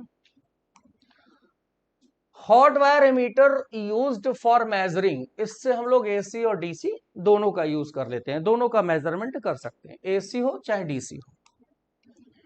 नेक्स्ट क्वेश्चन है, a coil and bulb are connected in series with 12 volt direct current source, soft iron cores now inserted in coil, then steady state. देखो बच्चों, एक coil है और एक बल्ब है। कॉइल का मतलब हो गई ये इंडक्टर कॉइल, और यहां पर ये बल्ब हो गया।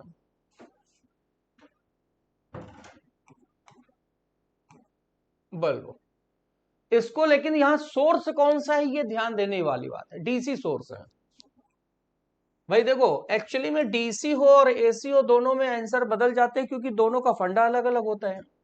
तो डीसी सोर्स 12 वोल्ट का है। तो अब ये कह रहा है अगर सॉफ्ट आयरन कोर को कॉइल में इंसर्ट करा देंगे, जैसे इस कॉइल में एक आयरन कोर को हमने ऐसे इंसर्ट करा दिया, तो स्टेडी स्टेट में इंटेंसिटी बल्ब की बतानी है। देखो बच्चों, सबसे पहली चीज, जो बल्ब की इंटेंसिटी होती है वो करंट पे डिपेंड करती है, और करंट सर्किट का रेजिस्टेंस पे डिपेंड करता है। अगर यहां पे सर्किट का रेजिस्टेंस चेंज होगा तो करंट चेंज होगी, तो इंटेंसिटी चेंज होगी। अगर रेजिस्टेंस वही रहेगा, करंट वही रहेगी, तो इंटेंसिटी भी वही रहेगी। सीधा सा फंडा है। अगर यहाँ पे जैसे हम ये जो है कॉइल में आयरन कोर इंसर्ट करा रहे हैं, तो कॉइल के लिए जो रेजिस्टेंस होता है वो एक्सेल होता है। अब बच्चों हमें ये मालूम है कि ये डीसी सोर्स है, और डीसी सोर्स की फ्रीक्वेंसी 0 होती है, और एक्सेल होता है 2πfl। तो अब अगर यहां पर फ्रीक्वेंसी 0 तो एक्सेल भी 0 हो जाएगा। एक्सेल 0 का मतलब केवल ये बल्ब का रेजिस्टेंस बचेगा, इसका कॉइल का रेजिस्टेंस कोई वर्क ही नहीं करेगा। जब बल्ब का केवल रेजिस्टेंस बचेगा तो यहां पे करंट तो क्या रहेगी? कांस्टेंट रहेगी। यानी कि जो हम सॉफ्ट आयरन कोर यहां इंसर्ट करा रहे हैं इसका कोई भी इफेक्ट नहीं पड़ेगा। जब कोई इफेक्ट इसका पड़ेगा नहीं, कि जो इंटेंसिटी है फिर वही बनी रहेगी, क्योंकि रेजिस्टेंस सेम रहेगा तो आई भी सेम रहेगा, आई कांस्टेंट रहेगा, तो जो इंटेंसिटी है वो भी कांस्टेंट रहेगी। यानी कि पहला आंसर मिल जाएगा, फर्स्ट ऑप्शन। अच्छा बच्चों, अब अगर इसी में यहां मैं एसी सोर्स लगा दे, चलो ये क्वेश्चन और एक्स्ट्रा कराते हैं तुम्हें। एक एक्स्ट्रा क्वेश्चन इसमें तुम्हें मिल रहा है। सपोज दैट ये बल्ब लगा हुआ है और यहां पर अगर हम एसी सोर्स लगा दें, एसी सोर्स अप्लाई कर दें, तो एसी सोर्स अप्लाई करने पर बच्चों देखो एसी के लिए एक्सेल 0 नहीं होता है। अगर हम यहां पे आयरन कोर रखेंगे तो एक्सेल इंक्रीज कर जाएगा, एक्सेल बढ़ जाएगा एसी के केस में। तो जेड कितना हो जाएगा? इंपीडेंस या resistance √r² plus Excel square. अब बच्चों देखो, जब आयरन रॉड इंसर्ट करा है तो एक्सेल बढ़ गया, एक्सेल के बढ़ने से जेड बढ़ गया। जेड का मतलब इंपीडेंस यानी कि सर्किट का रेजिस्टेंस बढ़ गया। जब इंपीडेंस बढ़ गया तो करंट कम हो गई। अब बल्ब में करंट जाना कम हो जाएगी तो इंटेंसिटी डाउन हो जाएगी या ब्राइटनेस बल्ब की कम हो जाएगी। तो ये दो क्वेश्चन हो गए, और ये वाला जो क्वेश्चन है ये तुम्हारे एनसीईआरटी में अल्टरनेटिंग करंट में दिया हुआ है। तो एक पे एक फ्री मिल गया तुम्हें बेटा। चलो आगे चलते हैं। A magnet is brought near coil in two way, rapidly and slowly, तो इंड्यूस चार्ज पे क्या इफेक्ट पड़ेगा? देखो सबसे पहली चीज, मैग्नेट यहां पे स्लोली और रैपिडली का मतलब क्या होता है? स्लोली का मतलब धीरे स्पीड से ला रहे हैं, रैपिडली का मतलब तेज स्पीड से ला रहे हैं। स्लोली का मतलब मैग्नेट को क्वाइल तक आने में समय ज्यादा लग रहा है, रैपिडली का मतलब समय कम लग रहा है। तो यहां पर जो ये चार्ज होता है, इंड्यूस चार्ज, इंड्यूस चार्ज का फॉर्मूला होता है Q बराबर I डेल्टा टी, और I की वैल्यू होती है E upon R delta T, और E होता है delta five by delta T. Delta T cancel हो गया। अब देखो बच्चों, जो चार्ज है वो टाइम से इंडिपेंडेंट है, और time is equal to distance upon velocity होता है, तो वेलोसिटी से भी इंडिपेंडेंट है। यानी कि मैग्नेट को हम कॉइल के नजदीक चाहे तेजी से लाएं चाहे धीमे से लाएं, चार्ज अनचेंज रहेगा, चार्ज के ऊपर कोई इफेक्ट नहीं पड़ेगा, equal in both cases answer आ जाएगा। लेकिन अच्छा बच्चों, इसी क्वेश्चन में और एक दो क्वेश्चन ऐड करो। अगर करंट पूछा जाए तो क्या होगा? करंट क्या हो गया? E बाई आर, और E क्या हो गया? Delta five by delta T R, और टाइम इज इक्वल टू हो गया डिस्टेंस अपॉन स्पीड, स्पीड ऊपर चली गई v। अब अगर जैसे रैपिडली ला रहे हैं तो वेलोसिटी ज्यादा है तो करंट ज्यादा होगी, धीमे ला रहे हैं तो वेलोसिटी कम है तो करंट कम होगी। तो करंट और ईएमएफ का सेम आंसर होगा। देखो ईएमएफ में भी प्रोपोर्शनल टू 1/t है, तेज लाएंगे तो टाइम कम लगेगा, धीमे लाएंगे तो टाइम ज्यादा लगेगा। तो जो ईएमएफ और करंट होता है वो वेलोसिटी के प्रोपोर्शनल होता है। यानी कि अगर रैपिडली लाएंगे तो ईएमएफ और करंट ये दोनों तेजी से बढ़ेंगे, लेकिन चार्ज पे कोई इफेक्ट नहीं पड़ता। चलो आगे चलते हैं। The magnetic energy store in long solenoid of area cross section A in small region of length L. तो हमें सोलिनॉइड में एनर्जी स्टोर निकालना है। तो एनर्जी डेंसिटी का मतलब होता है एनर्जी पर यूनिट वॉल्यूम। इसका फार्मूला होता है B square upon 2 mu naught. Unit volume की एनर्जी इतनी है तो होल वॉल्यूम की एनर्जी हो जाएगी energy density into volume, volume हो जाएगा एरिया इंटू लेंथ। तो एनर्जी डेंसिटी हो गई B square by 2 mu naught into area length. Answer 4 number match कर रहा है बच्चों, 4 नंबर आंसर आ गया। नेक्स्ट देखो, a bob of mass m attach to extensible string of length l is suspended from vertical support. The bob rotates in horizontal circle with angular speed omega radian per second about vertical about the point of suspension. इसमें सब angular momentum के बारे में बताना है। Actually में देखो यहां पर इसका एक्सप्लेनेशन क्या होगा, इसका डायग्राम कैसे बनेगा। जैसे मान लो एक कोई हमने थ्रेड ले लिया, स्ट्रिंग ले लिया, और ये पार्टिकल को बांध दिया और उसको ऐसे घुमा रहे हैं ऐसे, तो पार्टिकल ऐसे ऐसे रोटेट कर रहा है। यानी कि जो पार्टिकल है ना वो ऐसे रोटेट कर रहा है, ऐसे ये पार्टिकल ऐसे रोटेट कर रहा है, ऐसे ऐसे रोटेट कर रहा है। तो ये सस्पेंशन पॉइंट हो गया।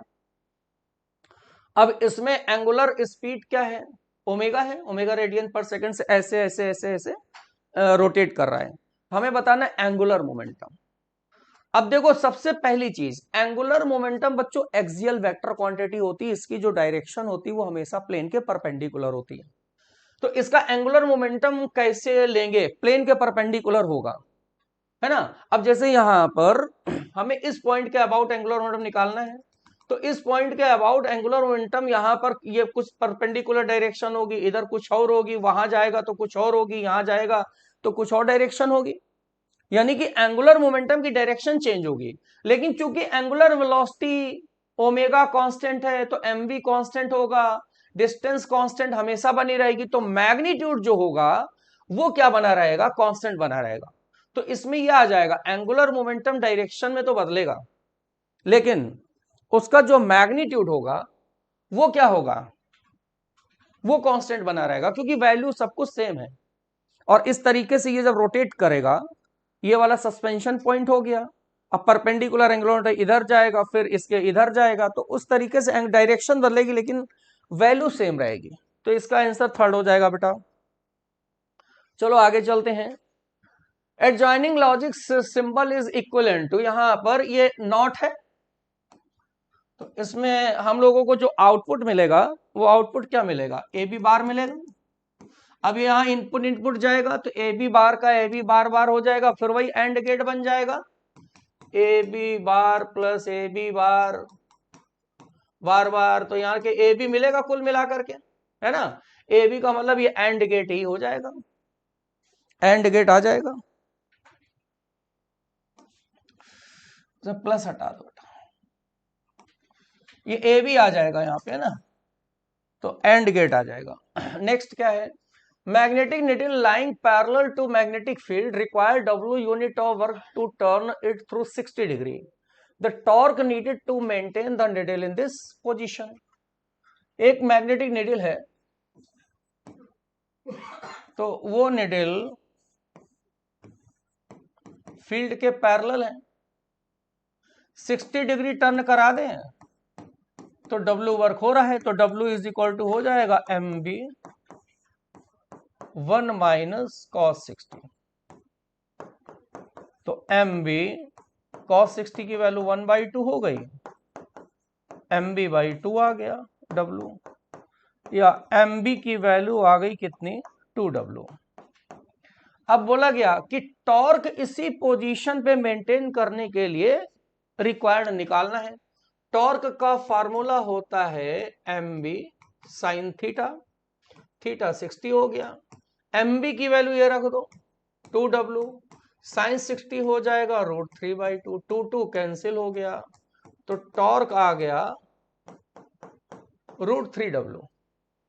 सेकेंड ऑप्शन आ गया बच्चों, second option is the right option.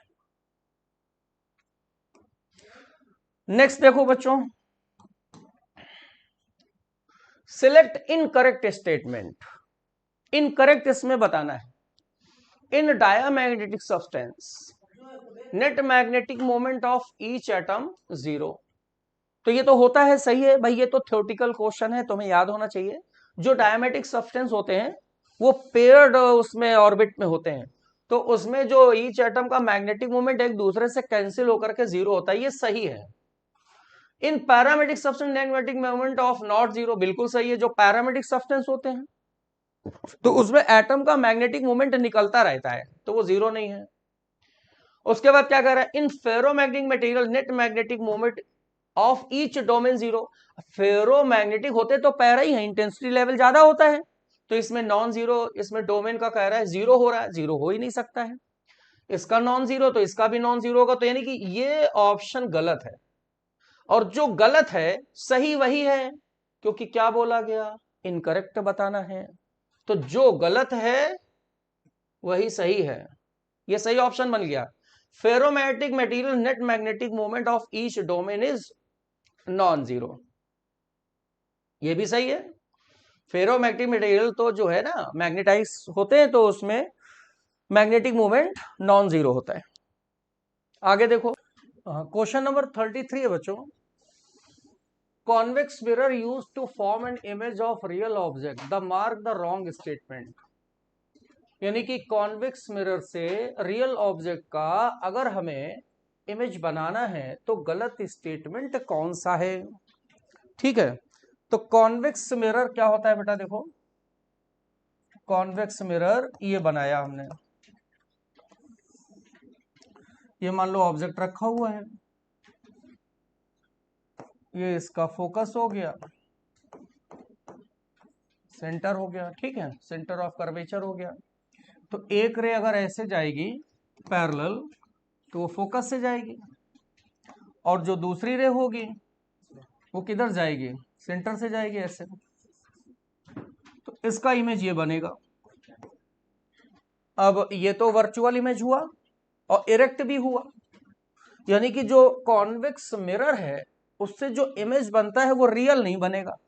Erect तो बन रहा है, इस साइज में कम हो रहा है, डिमिनिशस भी हो गया, पोल फोकस के बीच में हो गया, तो यानी कि रॉन्ग ऑप्शन यही आ गया। इमेज जो बनता है वो रियल नहीं, इरेक्ट बनता है, इरेक्ट। चलो आगे चलें। A thin equiconvex lens of refractive index 1.5 has power 5D. When lens is immersed in liquid of refractive index mu, it acts as divergent lens of focal length 100. तो value of mu निकालना है। तो lens का formula होता है 1/f is equal to mu minus 1/r1 minus 1/r2। तो focal length कितनी हो जाएगी, 5 डायोप्टर पावर है, तो 100/20 हो जाएगा फोकल लेंथ, है ना, डायोप्टर है ना। F is equal to 1/d करेंगे, 100 का मल्टीप्लाई कर देंगे, 20 सेंटीमीटर आ गया। म्यू इसका 1.5 है माइनस 1, और इक्वी कॉन्वेक्स लेंस के लिए आर इक्वल हो जाएंगे और ये वाला प्लस हो जाएगा, दूसरा वाला सरफेस 2/r हो गया। 1/20 is equal to 0.5 into 2/r, ये 10 हो जाएगा, r बराबर आ गया 20। अब देखो जब इसको हम डिप करेंगे लिक्विड में जिसका रिफ्रैक्टिव इंडेक्स म्यू है, तो यहां पर म्यू निकालना है, और फोकल लेंथ कितनी मिल रही है 100 सेंटीमीटर। अब यहां पर बच्चों फॉर्मूला लगाओ, 1/f इज इक्वल टू, जब डिप करेंगे तो हो जाएगा a mu G, W N G होगा, डब्ल्यू म्यू जी, तो a mu G upon a mu W minus 1, और ये हो जाएगा निगेटिव में 1/r माइनस 1/r, तो ये 100 हो गया इज इक्वल टू, ये माइनस इधर भी ले सकते हैं, a म्यू जी 1.5 हो गया, और ये म्यू हमें लिक्विड का निकालना है -1, ये 2/r आ गया। इसको सॉल्व करो तो ये मिलेगा -1/100 इज इक्वल टू आर की वैल्यू हम लोगों ने 20 निकाला है, तो 1.5 अपॉन म्यू -1, आर की जगह 20 रखेंगे तो 2/20, 1/10, 0 0 कैंसिल हो जाएगा, तो -1/10 आ गया, 1 इधर ले आओ +1 हो जाएगा, 1.5 अपॉन म्यू हो जाएगा, 10 यहां ले जाएंगे 9/10, 1.5 अपॉन म्यू, तो म्यू इधर ले जाओ तो 15/9, 3 × 5 = 15, 3 × 3 = 9, 5/3 मिलेगा। थर्ड ऑप्शन आया बच्चों, third option is the right option. चलो आगे चलते हैं नेक्स्ट क्वेश्चन पे। थर्ड हो गया बच्चों, ठीक है, कोई प्रॉब्लम, सिंपल सा क्वेश्चन है। Which of used neutron absorber nuclear, nuclear neutron absorber तो कैडमियम रॉड्स होती हैं, जो रिएक्टर में कैडमियम रॉड लगी होती हैं उनको अंदर कर देते हैं तो न्यूट्रॉन एब्जॉर्ब हो जाते हैं, बाहर करते हैं तो न्यूट्रॉन रिलीज हो जाते हैं, कैडमियम हो गया। A girl can swim with speed 5 km/h in still water. She crosses river 2 km wide, where river flow steadily at 2 km/h, and she makes strokes normal to river current. Find the distance along river flow covered by girl when she arrived other bank. देखो बेटा, ये river का flow हो रहा है,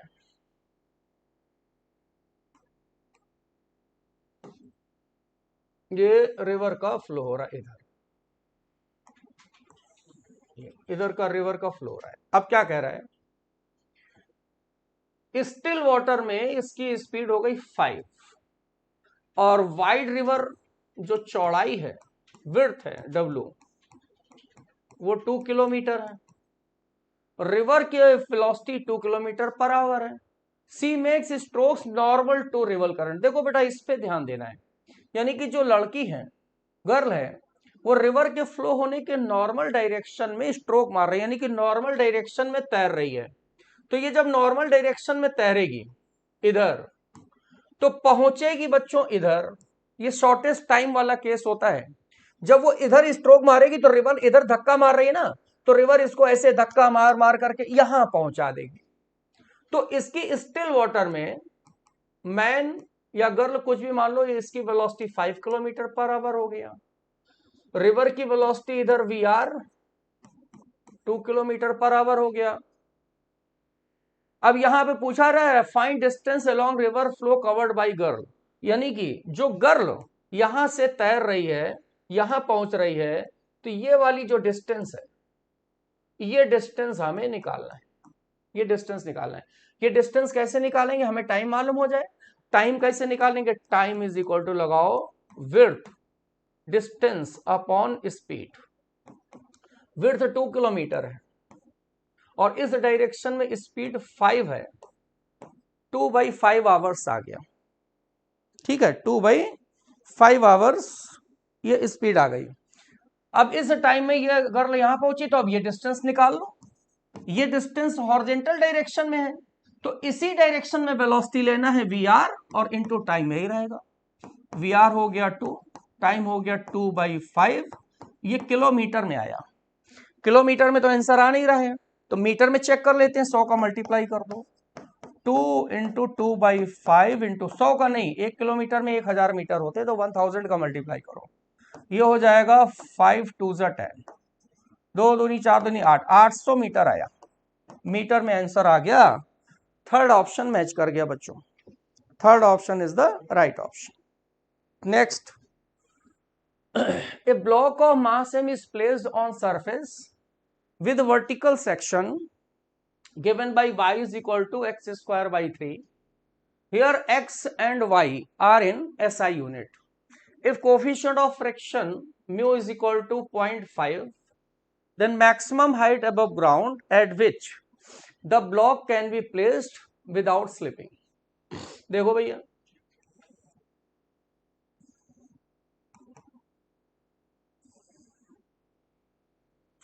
एक block मास m का यहां सरफेस पे रखा हुआ है, ये m, और जिसमें y गिवन है, इसकी ये y हाइट मान लो, x ये डिस्टेंस मान लो, तो y बराबर है x²/3।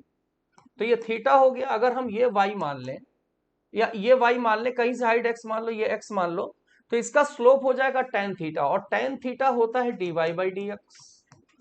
तो dy/dx आ गया 2x/3, और इसी को हम tan थीटा स्लोप लिख सकते हैं 2x/3।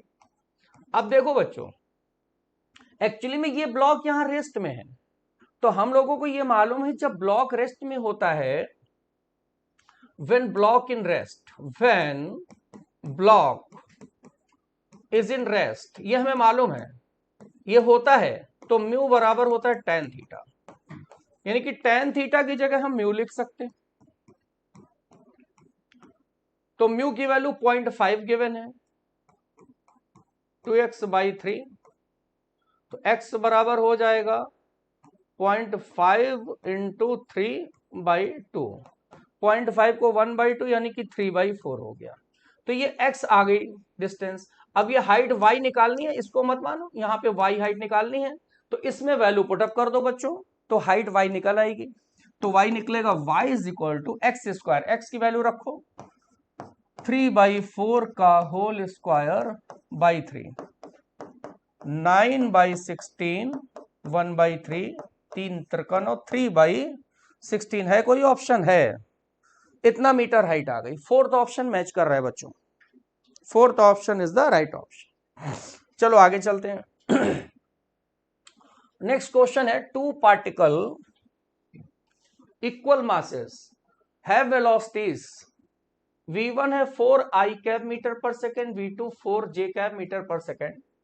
First particle has acceleration a1 2i plus 2j metre per second square, while acceleration of other particle 0, the center of mass particle moves in path।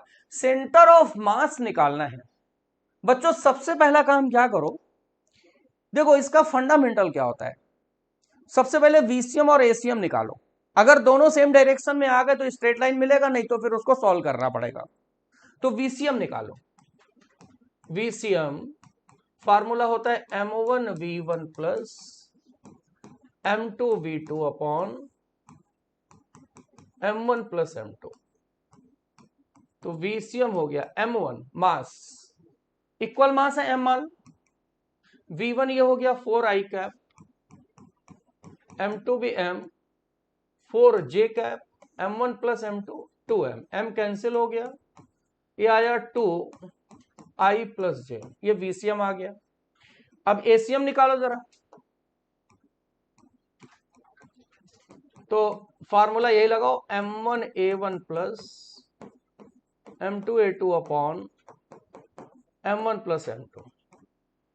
M1 M मान लो, M ही माना है, A1 ये given है 2 को बाहर निकाल दो, I plus J, M2A2 A2 0 है, M1 प्लस M2 2M हो जाएगा, 2M कैंसिल हो गया, ये आया I प्लस J। अब जरा ध्यान दो, VCM और ACM, VCM ACM एक ही डायरेक्शन में, दोनों में I प्लस J आ रहा है, दोनों एक डायरेक्शन में, जिधर VCM चल रहा है उधर ACM चल रहा है, तो ये कंडीशन होती है स्ट्रेट लाइन की। तो पाथ कैसा मिलेगा बच्चों, स्ट्रेट लाइन पाथ मिल जाएगा। ठीक है, चलो आगे चलते हैं।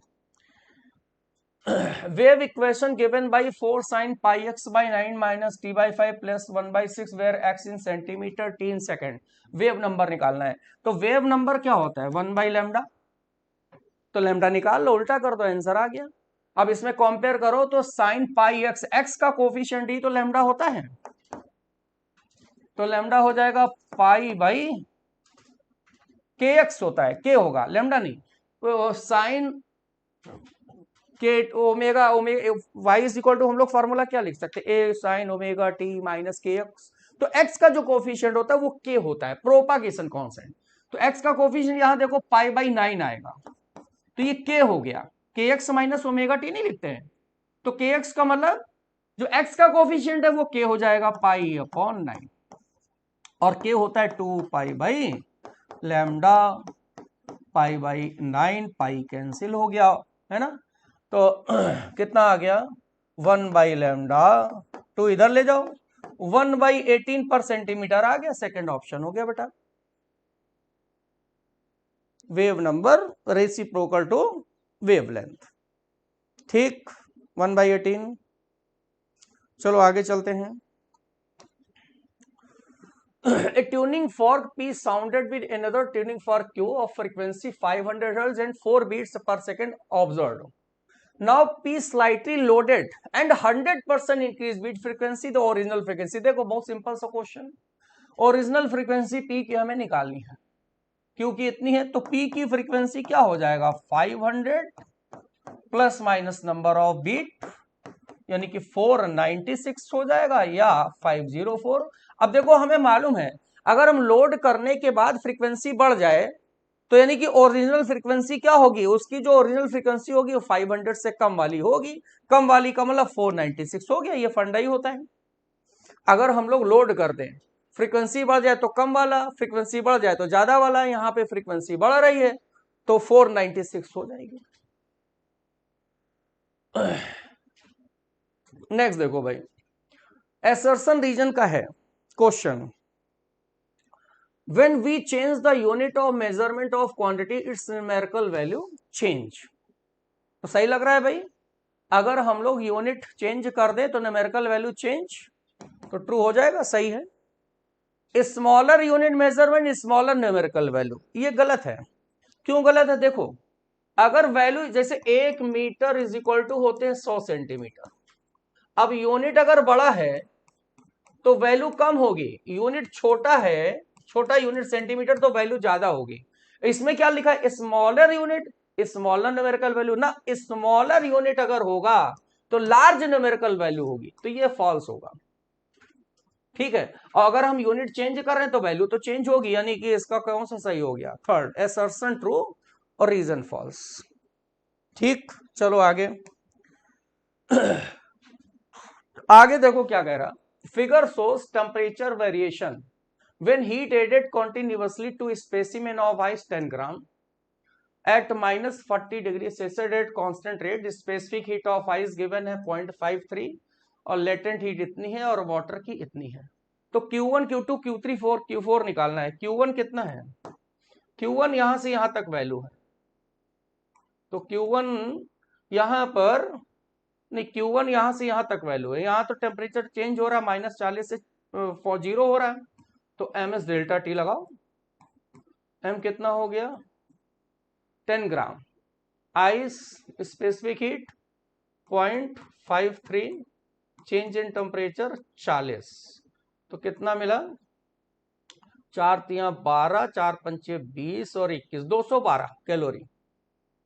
यानी कि देखो ये जो Q1 आया 212 कैलोरी आ गया। A का S, अब A का S इसमें भी है और इसमें भी है, तो या तो पहला ऑप्शन हो सकता है या चौथा हो सकता है।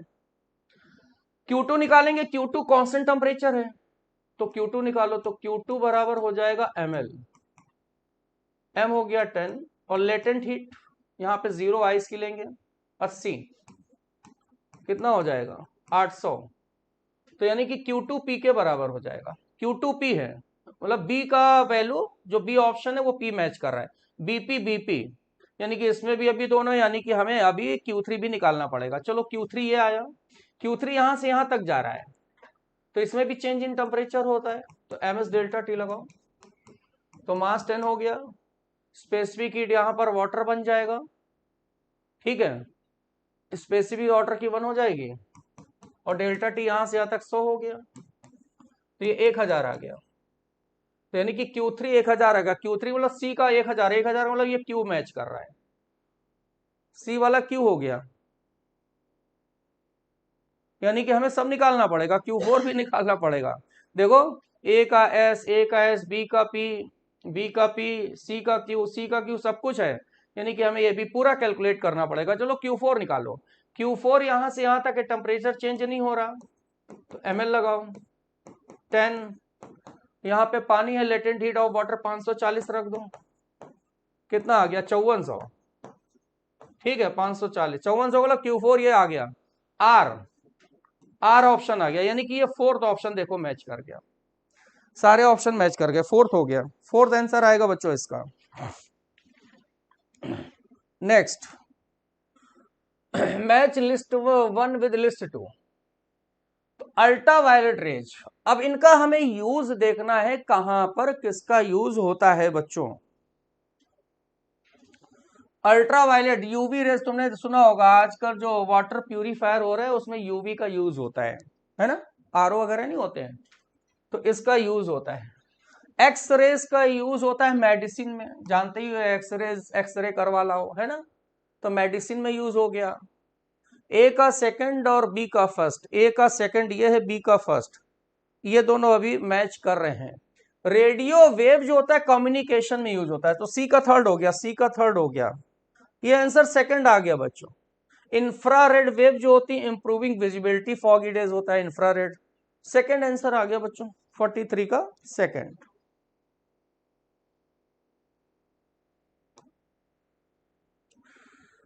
Photo diodes are operated reverse bias, सही है। Current diode proportional to intensity, ये भी सही है, याद करने वाला क्वेश्चन है, तो इसका भी सेकंड हो जाएगा। स्टेटमेंट 1 और 2 दोनों ट्रू हैं, लेकिन वो उसका एक्सप्लेनेशन नहीं है, तो 44 का भी सेकंड आ जाएगा बच्चों, सही दोनों है ना। मैच लिस्ट 1 लिस्ट 2, एंगल, अच्छा डायमेंशन है, तो एंगल का कोई डायमेंशन नहीं होता। ए का क्यू ले, ये तो यही मिल गया, चौथा ही आंसर मिल गया, और किसी में ए में क्यू है ही नहीं, ए का क्यू ऑप्शन सही है और किसी में है नहीं, तो इसका आंसर फोर्थ ही होगा।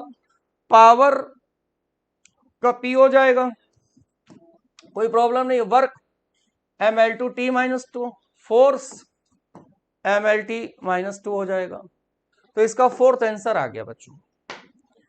चलो ओके बच्चों, मिलते हैं फिर नेक्स्ट सेशन में।